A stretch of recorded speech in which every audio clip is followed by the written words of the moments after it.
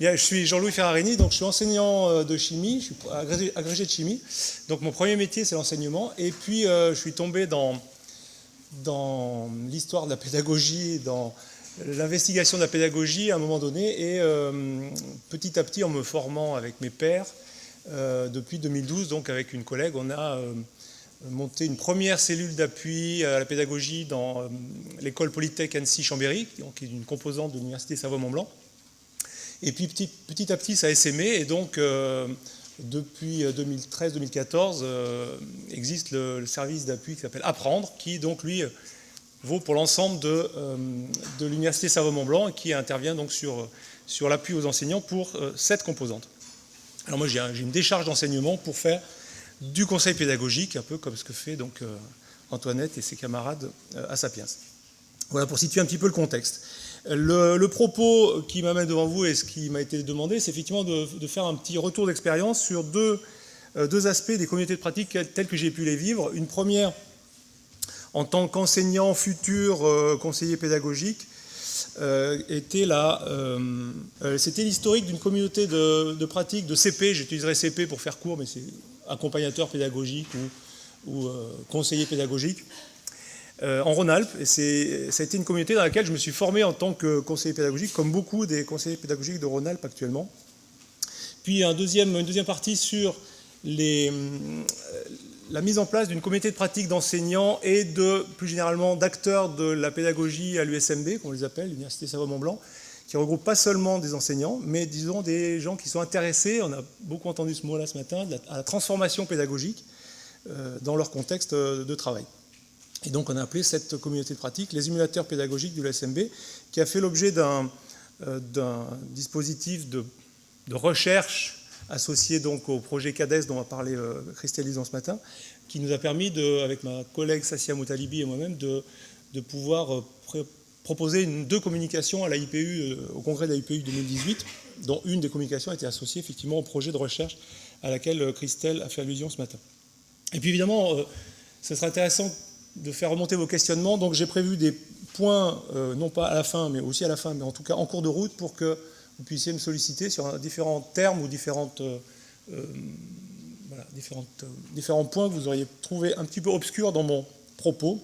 Donc la première partie, une communauté de pratique des conseillers pédagogiques en Rhône-Alpes, ça a été le réseau qu'on a appelé PENSERA, Pédagogie de l'enseignement supérieur en Rhône-Alpes, et qui a permis à un grand nombre d'enseignants, mais pas seulement, de se former à la pédagogie et ensuite de pouvoir former les autres. Donc ils en ont bénéficié, ça a été mon cas, à partir de 2012, en tant d'abord qu'enseignants, parce qu'ils ont pu mettre en pratique un certain nombre de choses dans leur contexte d'enseignement, mais aussi parce que ça les intéressait, comme c'était mon cas, évoluer vers une autre mission qui était l'aide aux collègues, pas forcément de la discipline, donc une aide pédagogique, pour devenir accompagnateur pédagogique.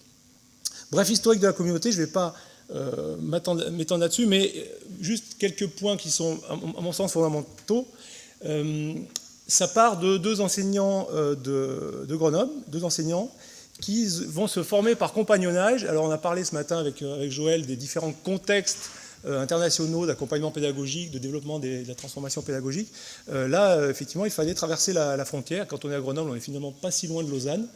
Et le réseau RCFE en Suisse, et puis ce qui existait déjà à l'époque dans les différentes institutions suisses, que ce soit à l'Université de Lausanne ou là à l'École Polytechnique Fédérale de Lausanne, eh bien, était une source de formation pour 2 enseignants qui se sont formés par compagnonnage et qui ont commencé à essaimer dans la région grenobloise en 2008. Donc là, je ne faisais pas partie du tout j'ai rejoint ensuite le réseau. Au départ, c'est une communauté, c'est quoi? C'est finalement des gens qui se regroupent avec un intérêt commun, donc la pédagogie universitaire, et ce qui peut être mis en jeu dans la transformation des différentes pratiques pédagogiques, et s'agglomèrent donc assez rapidement 8 conseillers pédagogiques de 3 institutions différentes, donc 2 grenobloises,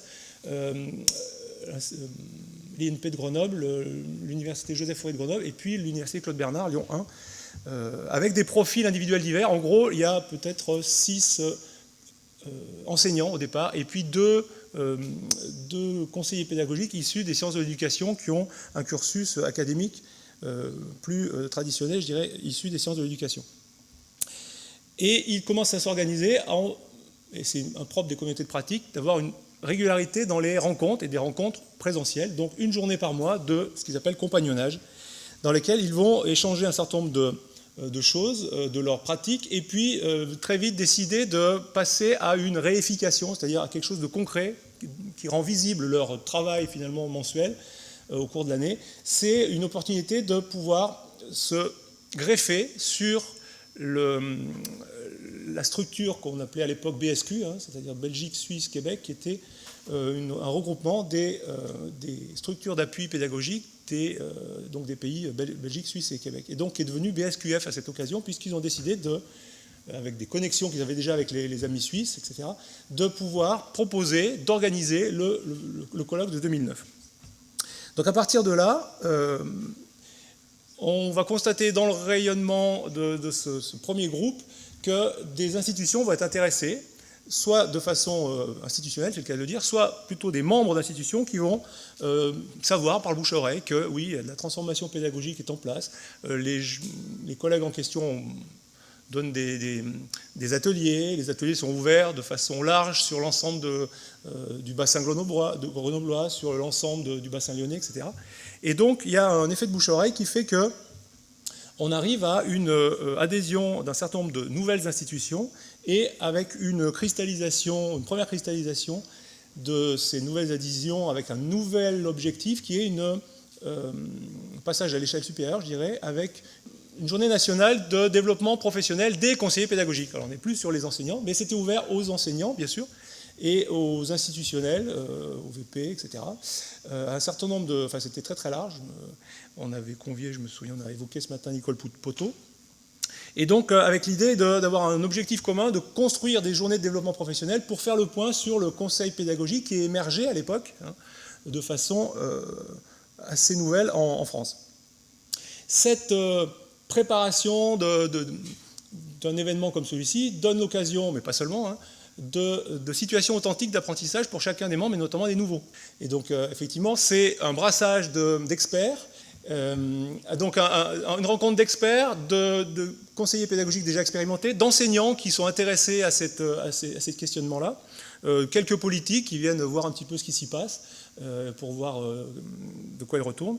Et donc, c'est des situations d'apprentissage, une communauté de pratique, c'est aussi une communauté d'apprentissage pour chacun de ses membres, avec, à l'occasion de ces journées-là, effectivement, un objectif commun qui était, on va effectivement organiser à destination de l'ensemble des gens intéressés en France ces journées qui vont faire le point sur le conseil pédagogique et ses missions. On arrive à une certaine maturité du réseau parce qu'évidemment, les communautés de pratique ont un cycle de vie. C'est aussi par cet exemple que je veux aborder ce point-là. Cette communauté de pratique était une communauté soutenue financièrement, puisque avec le montage d'un certain nombre de projets, la région Rhône-Alpes a, par le biais d'un certain nombre de financements CEDES, pu contribuer au fonctionnement de ce réseau. Et donc ça pouvait financer un certain nombre d'inscriptions dans les colloques internationaux, ADME, IPU, etc.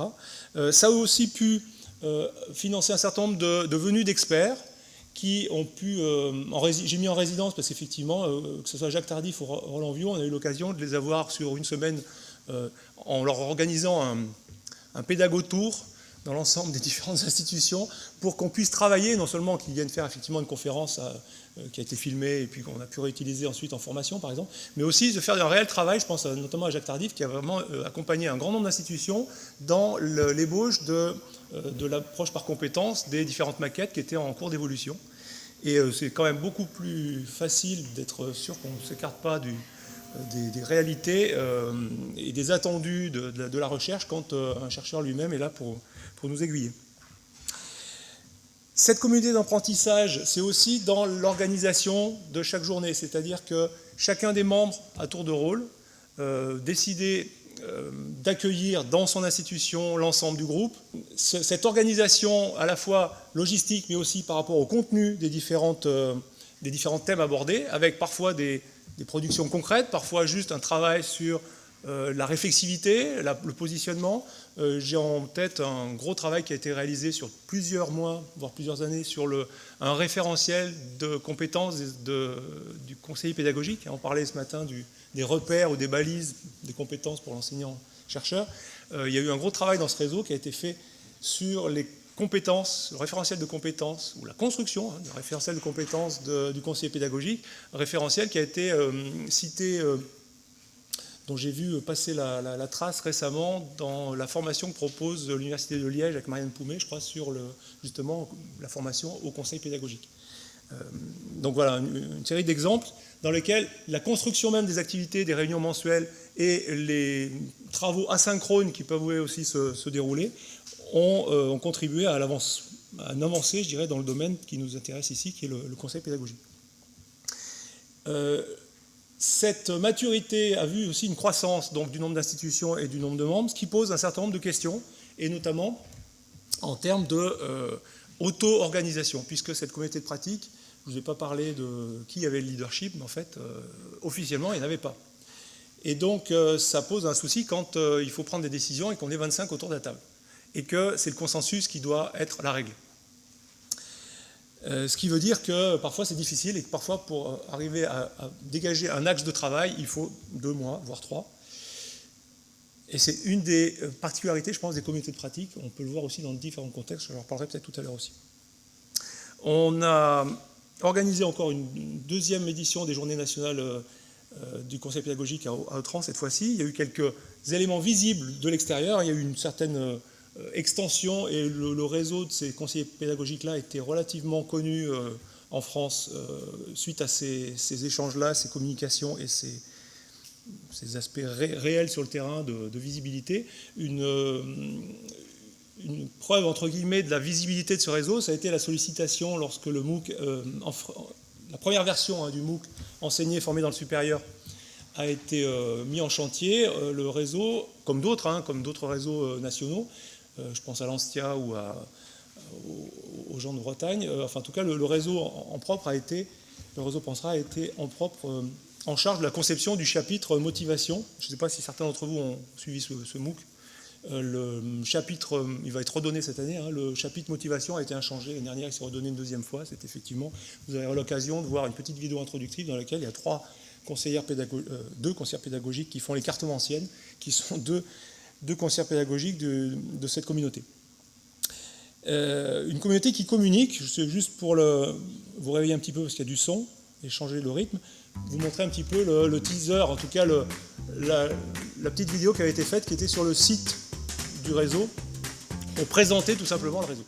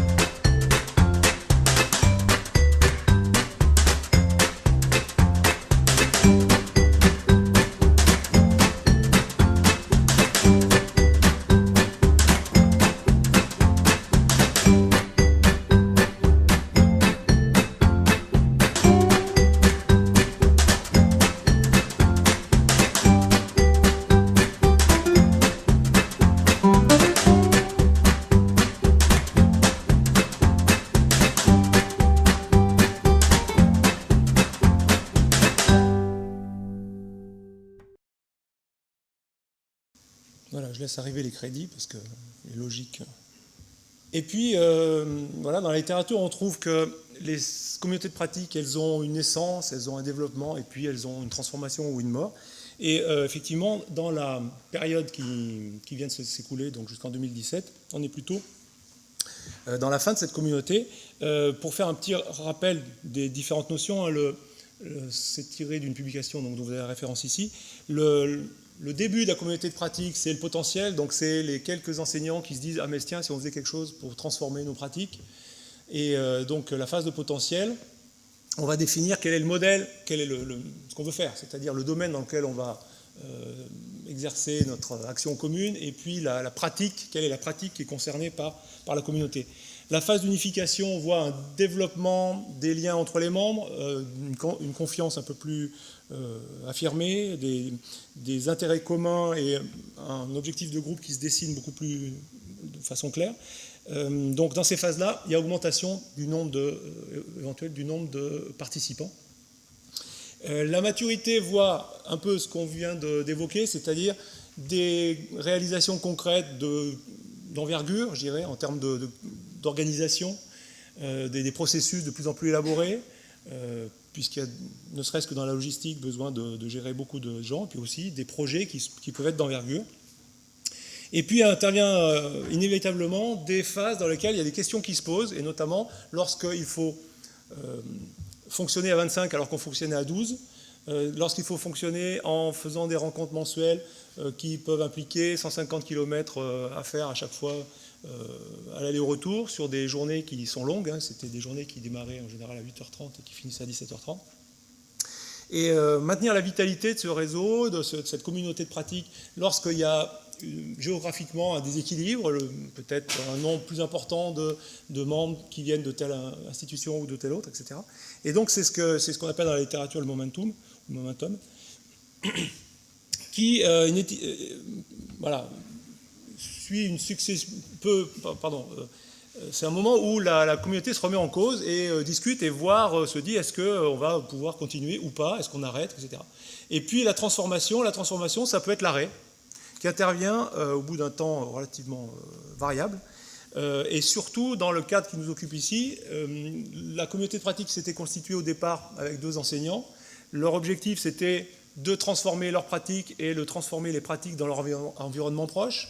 Cet objectif a été réalisé assez rapidement. Le deuxième objectif, vous l'avez peut-être vu dans la vidéo, c'était développer les services d'appui pédagogique dans la région Rhône-Alpes. Et le financement qui avait été obtenu par la région était effectivement clairement lié à cet objectif-là. Et cet objectif-là était rempli aussi, c'est-à-dire, enfin quasiment rempli. C'est-à-dire que le nombre potentiel de nouveaux adhérents était bien inférieur à tous ceux qui étaient déjà dans le réseau. Ce qui fait qu'en 2017, la situation est la suivante. 11 institutions partenaires avec 21 membres permanents, et puis si on compte ceux qui ont pu rentrer et sortir par moment, ça a pu monter à 25. Un fonctionnement qui avait été, au moment du momentum, justement, scindé en 2 pôles géographiques, parce qu'on s'était rendu compte que c'était perdre beaucoup d'énergie et que ça ne convenait plus à l'ensemble du groupe. Il a fallu décider, est-ce qu'on continue en une rencontre mensuelle sur un site unique, ou si on fait des rencontres mensuelles sur 2 sites. Donc il y a eu un pôle lyonnais et un pôle... on appelait ça le pôle montagne, c'est-à-dire ce qui est le plus près d'Isère, Haute-Savoie et Savoie.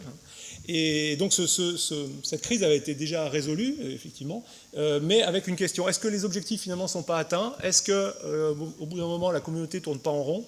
Et puis surtout ce qui a été capital, c'est la fin du soutien institutionnel en termes de financement régional. Et donc ça faisait effectivement quelque chose qui virtuellement a condamné en tout cas l'existence du réseau tel qu'il s'était structuré, même si les gens qui ont constitué ce réseau continuent à travailler et collaborer ensemble sur des projets bien particuliers et de façon ponctuelle. Voilà, ça c'est un contexte bien particulier. Peut-être on peut prendre quelques temps de questions par rapport à ce premier contexte qui est un peu particulier. Oui. Est-ce que des réseaux se sont reconstitués plus localement Alors oui, et donc dans les communautés de pratique, on peut parler de communautés soutenues, mais on peut aussi parler de communautés informelles. Et donc localement, sur des projets précis, plutôt sur des projets précis, les anciens membres de ce réseau qui était constitué continuent à collaborer. Et on même produit notamment, pour exemple, puisqu'on parle de la formation des nouveaux enseignants-chercheurs, on produit un tableau de bord d'accompagnement, de positionnement du parcours du nouvel enseignant-chercheur dans sa formation, par rapport à un référentiel de compétences qui a été travaillé, élaboré. Oui. On a un peu la sensation, quand on regarde l'historique, que c'est parti en hors-sol. Alors que dans cette région, il y avait quand même un IUFM, et il y a eu des travaux, alors certes, c'était pour le secondaire, mais souvent faits par des universitaires. Est-ce qu'ils se sont recyclés, je dirais, ces collègues des IUFM dans votre structure, ou est-ce que ça s'est développé d'une façon totalement indépendante? Non, alors, la question est intéressante parce qu'effectivement, on parlait ce matin de la jonction entre secondaire et université, et on a eu l'occasion, la communauté a eu l'occasion d'inviter Nicole Albero, effectivement, qui regrettait qu'il y ait une certaine cloison infranchissable entre la recherche en sciences de l'éducation en France et ce qui émergeait sur le terrain en termes de pédagogie universitaire, qui souvent prenait des références anglo-saxonnes, alors qu'il y avait des références aussi locales. Donc je dirais que le travail, il s'est fait dans les deux sens, parce que à la fois Nicole Albero était très intéressé par le champ le terrain d'études que constituaient tous ces enseignants qui tout d'un coup sont mis à vouloir faire de la pédagogie, à vouloir étayer leurs propos aussi, donc en allant chercher dans la littérature, etc. Et de notre côté, les enseignants en question de la communauté avaient tout intérêt à étayer précisément avec des choses locales. Mais paradoxalement, même s'il y a des experts en sciences de l'éducation dans les bassins, notamment grenoblois, etc., il y a eu très peu de contacts localement. Mais alors ça, je résumerai par « nul n'est prophète en son pays ». Et les raisons pour lesquelles ça ne se passe pas, c'est souvent assez mystérieux. Et on peut le déplorer, hein, mais je dirais que ça dépasse le cadre de ce que je peux raconter ici, puisque je ne l'ai pas vécu. Mais vu de l'extérieur, voilà, il y a des paramètres qui influent sur ça, qui sont indépendants de la bonne volonté de chacun, mais qui sont plutôt structurels. Oui. J'ai une question. C'est du coup, par rapport à tout ce que vous avez développé, quelle était, ce que vous avez pensé à une stratégie de maintien dans le temps de la dynamique, même s'il n'y a plus ces financements, parce que Oui. on a l'impression que c'est un cycle de vie qui est dépendant du cycle de financement, mais par contre, garder le capital que vous avez pensé. Oui, oui, je dirais cette réflexion-là, elle a été permanente. Moi, j'ai intégré cette communauté en 2012. Dès 2012, alors qu'on était apparemment en pleine expansion, avec vraiment des perspectives plutôt positives, cette réflexion, elle a toujours été au cœur de la communauté, parce que une communauté comme celle-ci, et comme d'autres, hein, beaucoup, sont basées sur l'auto-organisation. Et donc, l'auto-organisation, ça veut dire chacun est un peu responsable de où va le groupe. Ça veut dire beaucoup de discussions, et ça veut dire parfois des frustrations de certains qui disaient « mais aujourd'hui, on a passé, sur les 8 heures où on se voit, on a passé 3 heures sur l'organisation, sur où est-ce qu'on va, sur comment on garde la dynamique, sur comment on travaille à 25 alors qu'on était 12. » C'est-à-dire que la réflexivité, elle était aussi permanente. Le principe d'isomorphisme dont on parlait ce matin, c'était ça. Hein. C'était de se dire, un conseiller pédagogique qui demande à un enseignant d'être réflexif, s'il lui-même ne l'est pas dans son fonctionnement, et s'il ne l'est pas dans son fonctionnement dans la communauté précisément, il y a quelque chose qui ne fonctionne pas. Donc, par moments, c'était même assez frustrant pour certains. Parce qu'on disait, non, on était là pour parler de l'accompagnement, pour parler d'entretien-conseil, pour dire, tiens, qu'est-ce qu'on fait comme action, etc., concrète. Et on a passé 3 heures à se dire, comment on fait pour garder la dynamique, quelles sont nos valeurs, qu'est-ce qui nous rapproche, quels sont nos ballons et nos valises. Enfin, voilà, on faisait des tas d'activités sur, peut-être vous connaissez ce genre d'animation. Bon. Donc la réponse est oui. Ça n'empêche pas que, je pense, et ça c'est une conviction personnelle, qu'il y a un cycle de vie d'une communauté qui est propre, clairement, qui tient à plusieurs paramètres, qui ne sont pas que l'aspect financier, qui sont surtout l'aspect, est-ce que les objectifs sont atteints, en tout cas, est-ce que l'objectif commun subsiste. Et à mon sens, si l'objectif commun subsiste, la communauté perdure. Mais c'est un avis personnel. Enfin, on trouve des choses comme ça dans la littérature aussi, mais je pourrais le résumer ainsi.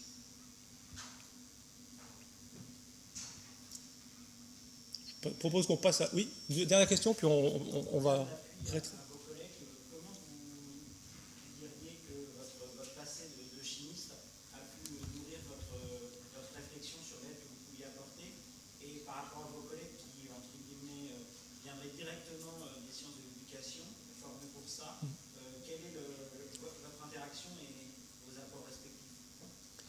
Alors je dirais que dans une communauté comme celle-ci, les apports sont vraiment à double sens. C'est-à-dire qu'on a, en tant qu'enseignant, un vécu de terrain que n'ont pas forcément les gens, même s'ils enseignent en sciences d'éducation. Donc dans les échanges qu'on peut avoir, on va effectivement leur apporter peut-être une modération sur un certain nombre de choses.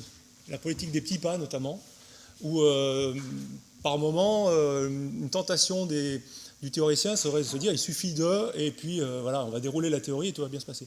Donc, et à contrario, leur vision effectivement extrêmement structurée de l'historique des sciences d'éducation, de la pédagogie au sens, au-delà des didactiques, cette vision-là nous apportait beaucoup, moi m'a apporté beaucoup, parce que voilà, ça me permettait aussi de dire attention, tout ça c'est contexte dépendant, mais il y a des grands invariants, et voilà, donc cet échange il était permanent. Je dirais que il y a une tension qui peut apparaître dans le fait qu'on n'a pas les mêmes fiches de poste, quelque part. C'est-à-dire que le conseiller pédagogique qui est employé à 100% pour être conseiller pédagogique, il n'a pas le même vécu et puis le même contexte administratif, ne serait-ce que ça, hein, que le conseiller pédagogique qui effectivement fait ça à 100% et parce qu'il a fait une formation et qu'il a suivi les sciences d'éducation, qu'il est arrivé comme ça. Et donc ça c'est une vigilance à avoir quand on travaille ensemble, parce qu'on n'a pas forcément les mêmes rythmes et les mêmes chefs aussi quelque part. Je vous propose de passer à une autre description d'une communauté de pratique. Donc c'est avec ma collègue Sassia Motalibi, qui est donc ingénieure pédagogique. On anime une communauté de pratique toute neuve qu'on appelle les émulateurs pédagogiques de l'Université Savoie-Mont-Blanc. Et c'est donc cette communication qu'on a pu donner à l'AIPU 2018 concernant la question est-ce que cette communauté de pratique est un élément de propagation à l'intérieur de notre institution de l'innovation ou de la transformation pédagogique. Question ambitieuse, hein, bien sûr. On a tenté d'y répondre avec quelques indicateurs. Quels sont les trois aspects que je vais pouvoir développer? Eh bien, une petite présentation rapide de cette communauté, comment elle est née. En regard du cadre théorique, comment on peut la situer par rapport à la littérature, et puis cette fameuse mesure de l'innovation pédagogique, comment on l'a réalisée, avec quelques indicateurs de vitalité. Pour commencer, le cadre théorique, on ne peut pas parler de communauté de pratique sans citer Wenger. Donc groupe de personnes qui se regroupent autour d'un sujet donné, autour d'une passion commune. Je vous laisse lire. Et on a voulu l'évaluer, cet impact de cette formation, de cette communauté, avec quatre axes qui seraient, comme souvent, on retrouve chez Psyché aussi, la satisfaction des membres. Est-ce qu'ils sont contents, est-ce qu'ils veulent continuer? On a essayé de mesurer s'il y avait eu des apprentissages. Alors attention, c'est très modeste, puisque c'était à l'issue d'une année de construction de vie de cette communauté. Donc on était vraiment dans la phase potentielle unification, on ne savait pas encore vraiment la situer. Est-ce qu'il y a eu des changements de pratique? Et quels sont les résultats visibles? Ces 4 critères étant cités par Kirkpatrick pour évaluer des impacts dans un contexte assez similaire. Donc pour l'historique, là on a une volonté institutionnelle aussi, enfin en tout cas il y a un soutien institutionnel dès le départ, mais avec ma collègue Sassia Motalibi, on avait la volonté de compléter le plan de formation. Comme à Sapiens, vous avez un plan de formation, on a un plan de formation à prendre aussi. On avait un retour des enseignants qui participaient à ces plans de formation ou qui étaient accompagnés, qui nous disaient on aimerait bien partager un peu plus. On l'a entendu ce matin, quand on partage, c'est super parce que voilà, c'est ce qui est ressorti des points les plus positifs.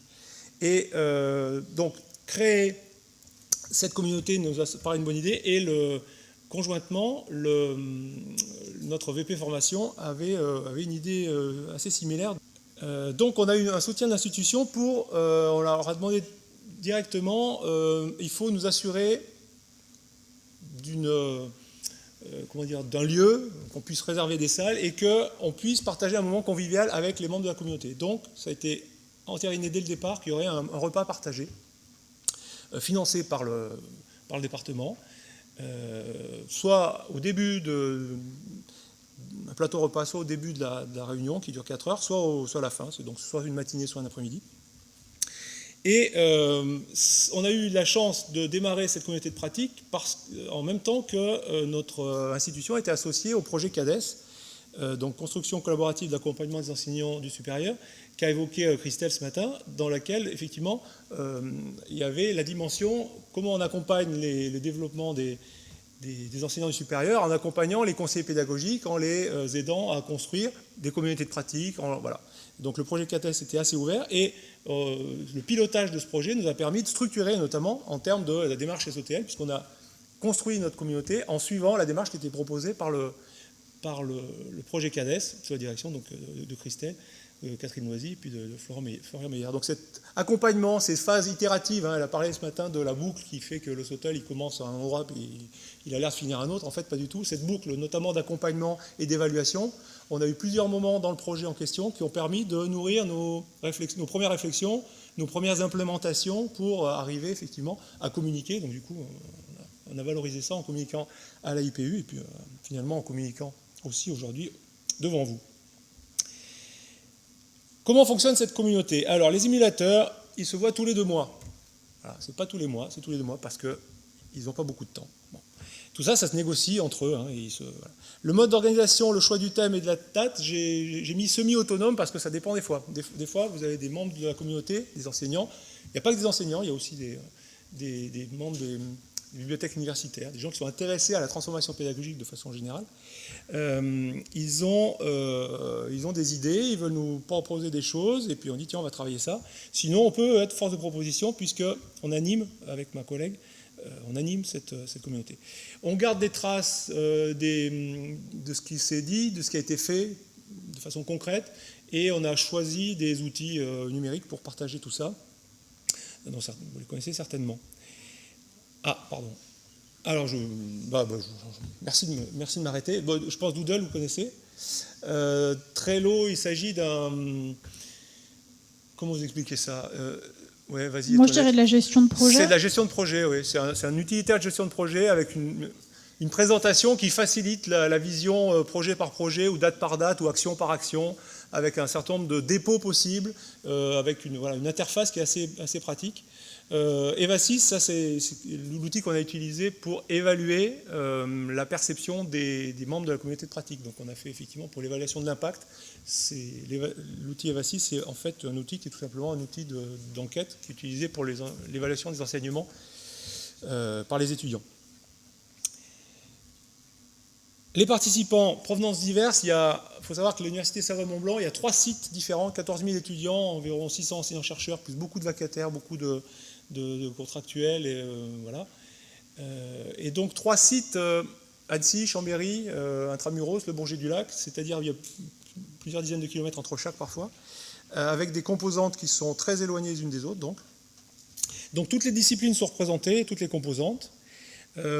L'effectif est variable, il peut y avoir, selon les rencontres, de 10 à 20 enseignants ou pas, donc notamment les personnels de la bibliothèque universitaire, qui aussi sont répartis sur 2 sites. C'est une occasion pour eux formidable de monter en compétence sur un certain nombre de choses. C'est ce qu'on a vérifié, c'est-à-dire que l'innovation pédagogique, dans la première année de vie de cette communauté, elle a surtout profité aux gens qui avaient des envies d'enseigner, qui avaient des missions d'enseignement, parce que les personnels des bibliothèques universitaires ont une petite mission d'enseignement chez nous, de formation à la recherche documentaire, etc.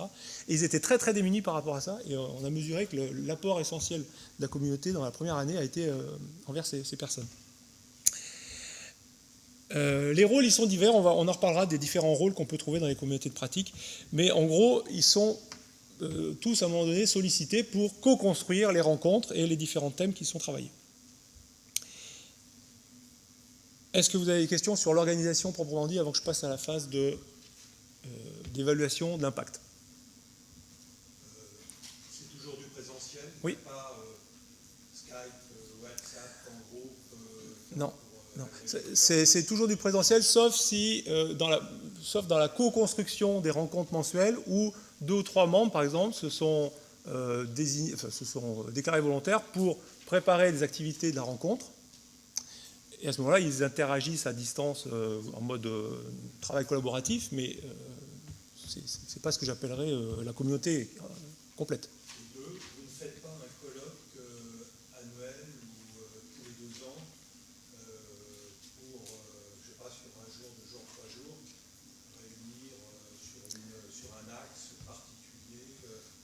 c'est une des actions qu'on envisage. Là, sur la première année, effectivement, il n'y a pas eu d'événement particulier.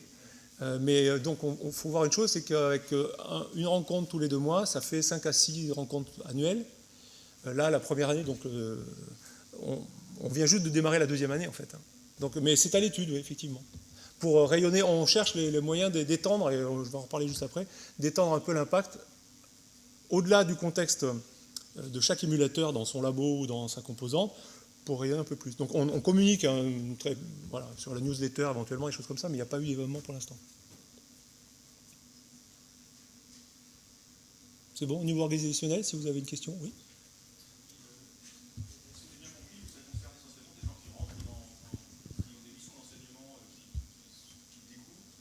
Pas forcément, non, c'est le titre exact, enfin l'intitulé exact, c'est pour tous les acteurs de la pédagogie universitaire.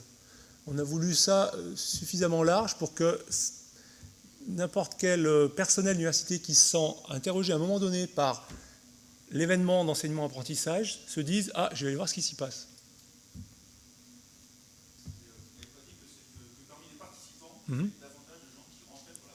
Non, je n'ai pas dit davantage. J'ai dit que cette année, ce qu'on a mesuré comme impact principal de transformation et d'apprentissage, c'était chez les personnes qui effectivement avaient été un peu peut-être novices, entre guillemets, dans l'acte d'enseigner. Comment vous avez mobilisé les gens à travers quelle communication? Ça s'est fait, on a beaucoup réfléchi à ça, ça s'est fait en allant contacter localement dans les différentes composantes de l'université des personnes référentes qu'on avait déjà identifiées ou qui étaient déjà identifiées institutionnellement, c'est-à-dire on a par exemple à l'université Savoie-Mont-Blanc des référents pédagogiques, le département lui-même d'appui comme Sapiens a depuis sa création sollicité les composantes pour qu'ils donnent un nom d'une personne plus particulièrement référente, qui permettent de faire le relais d'un certain nombre d'informations, qui permettent éventuellement de faire remonter les besoins de cette composante par rapport à certaines innovations qui sont demandées. Et donc on avait la chance d'avoir déjà, par composante, au moins un référent qui était un correspondant local. Et je pense que ça a beaucoup participé au fait que l'information est vraiment redescendue dans les composantes. Et puis le bouche à oreille a fait le reste, quoi. Et effectivement, dans le cas des personnels de la bibliothèque universitaire, finalement, il a suffi de toucher le référent bibliothèque qui a immédiatement dit à son équipe il y a ça, et ils ont tout de suite été intéressés par le format. Est-ce qu'il y a encore une question, puis on peut avancer? Antoinette, tu surveilles l'heure, parce que ça va. Bon, j'enchaîne alors. Alors, quel type de communauté de pratique? On passe un peu à l'étude de l'impact.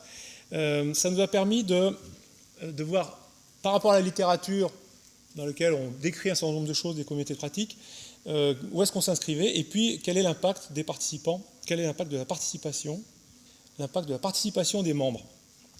Donc on a eu, sur les 22 questionnaires qui ont été envoyés aux 22 membres à ce moment-là, 17 répondants, avec, vous voyez, c'était une communauté toute neuve, donc il n'y avait que 20% des gens qui avaient fait l'intégralité des 5 rencontres. Là, l'enquête a été faite à la 6e rencontre. Donc on a une communauté qui est jeune, ça c'est évident, hein, avec un turnover assez important, puisqu'il y a des gens qui sont venus une fois puis qui ne sont pas revenus, puis d'autres qui ont pris en cours de route. Enfin, voilà. En ce qui concerne les rôles, on s'est inspiré de ce que citent Bourris et Tremblay dans la publication sur les communautés de pratiques virtuelles, pour voir référence à un certain nombre de rôles. Nous, on a beaucoup d'auditeurs et beaucoup de participants, finalement. Donc, membres plus ou moins actifs. Donc, l'auditeur, c'est celui qui vient pour voir ce qui se passe. Il écoute, il engrange de l'information, on peut supposer qu'il apprend. Et puis, les participants, c'est parce qu'ils sont tous, à un moment donné, amenés à faire quand même quelque chose. C'est-à-dire qu'ils ne sont pas simplement là pour écouter, mais aussi pour participer à des activités et éventuellement proposer des activités. On n'est pas étonné qu'on ne trouve pas de techniciens, parce qu'on n'a pas besoin de technique lors des rencontres présentielles.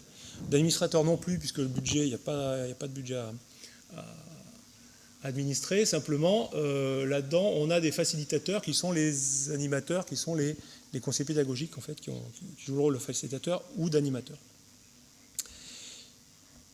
Quel type de communauté de pratique? Eh bien, elle se place, d'après la réponse des des membres clairement dans une communauté soutenue. Soutenue, ça veut dire financée quelque part, enfin en tout cas non décriée par l'institution. Si elle n'est pas voulue ou commandée par l'institution, en tout cas, elle est soutenue. Et quand on a posé la question, est-ce que vous avez le sentiment que l'institution soutient 100% des répondants ont dit oui. Et ils ont précisé, ben oui, l'institution a mis des moyens matériels et humains à disposition. Donc ça, c'est effectivement l'ingénieur pédagogique et le conseiller pédagogique. Le soutien de la direction d'apprendre, des vice-présidents. Et, bon. Et puis la participation financière, le repas. Le repas revient assez régulièrement cité comme un soutien visible de l'institution. Bon, c'est vrai, alors, voilà. Mais apparemment c'est apprécié. L'évaluation de l'impact de la participation, donc est-ce qu'il y a des apprentissages effectués par les membres? Est-ce qu'il y a eu des changements de pratique? Est-ce qu'il y a des résultats visibles? Et est-ce qu'ils sont satisfaits? Je vais détailler ça par 4 slides et puis après je termine. Les thèmes qui ont été abordés sont relativement nombreux. Et donc, c'est sur ces thèmes-là, donc on va trouver l'approche par compétences, la recherche documentaire, l'enseignement hybride.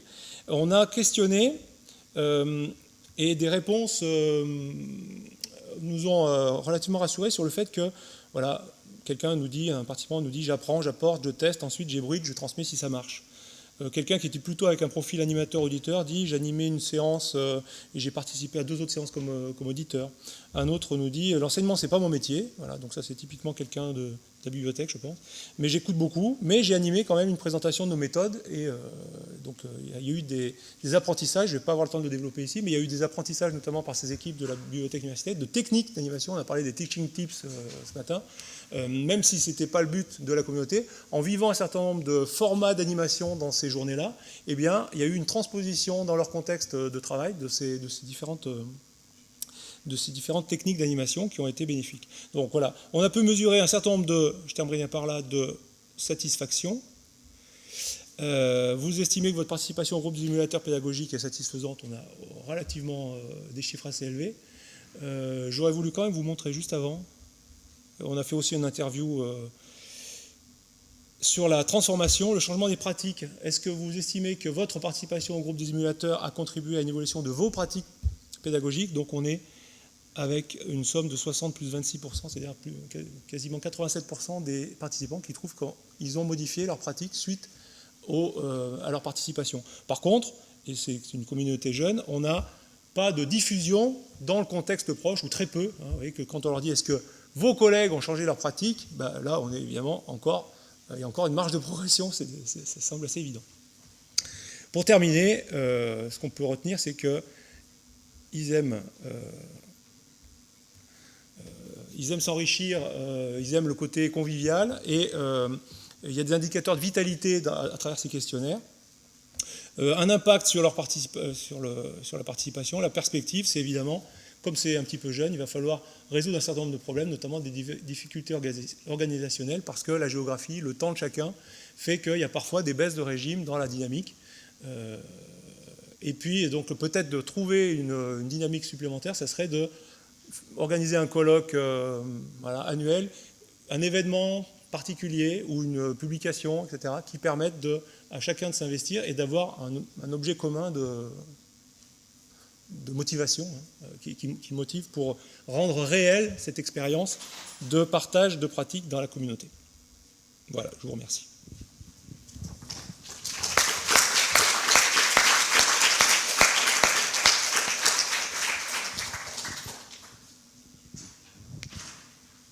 Oui, je vous écoute. Qui va témoigner de mon ignorance.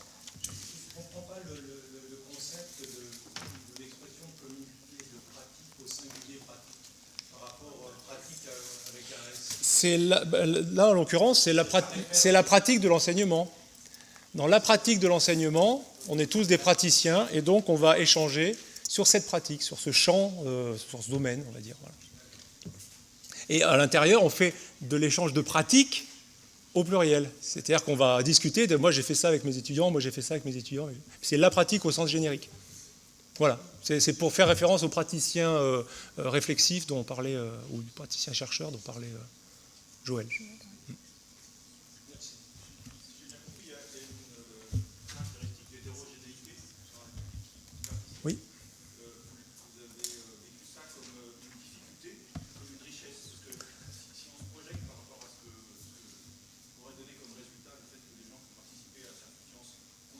Mhm. Ils vont avoir un certain passé partagé. Ouais. Et il me semble que ça peut être une richesse pour accélérer et ne pas revenir sur les bases à chaque fois, toujours raconter la même chose. Ouais. Comment vous avez vécu cette question? Alors dans les deux communautés de pratique, ça se pose cette question, enfin celle que j'ai évoquée en tout cas, mais je pense que ça se pose dans toutes. Là, il y a l'idée que tous les certifiants, ils vont avoir effectivement un gros passé commun et ça va pouvoir constituer le noyau, je dirais, d'une communauté. Mais dans la littérature, les communautés de pratique, ce sont des cercles concentriques en fait. Et on va trouver effectivement des gens qui sont peut-être très homogènes, enfin, qui ont le même vécu, qui vont à un moment donné être peut-être moteurs, des gens qui vont s'agglomérer dessus, qui sont avec des vécus différents, avec des profils différents, et puis il va y avoir des circulations ensuite de ces membres à travers ces cercles concentriques éventuellement. C'est-à-dire qu'il va y avoir une vie, il va y avoir une transformation. La transformation, elle est quasiment inéluctable. Donc, je dirais, est-ce que c'est une richesse, est-ce que c'est une difficulté? Ça peut être les deux. À mon sens, c'est une richesse c'est qu'une richesse si on a intégré le fait qu'il y aura des choses à négocier par rapport aux différences. Mais je dirais que c'est comme dans la société, on est tous différents et on négocie en permanence nos différences pour le vivre ensemble. Et donc dans la communauté, ça se joue particulièrement parce que là, on se voit qu'une fois par mois, hein, donc c'est beaucoup plus crucial. Mais c'est vraiment une richesse si vous avez une communauté de pratique qui est uniquement formée de gens qui ont tous le même profil et le même vécu. L'apprentissage de chacun sera beaucoup moindre, à mon sens. Ça ne veut pas dire qu'effectivement, du coup, il faut peut-être regarder un peu de temps pour la gestion du groupe lui-même et anticiper les tensions éventuelles. Voilà. Je ne sais pas si j'ai répondu à votre question, mais j'ai répondu ni oui ni non, en fait. Okay. Merci.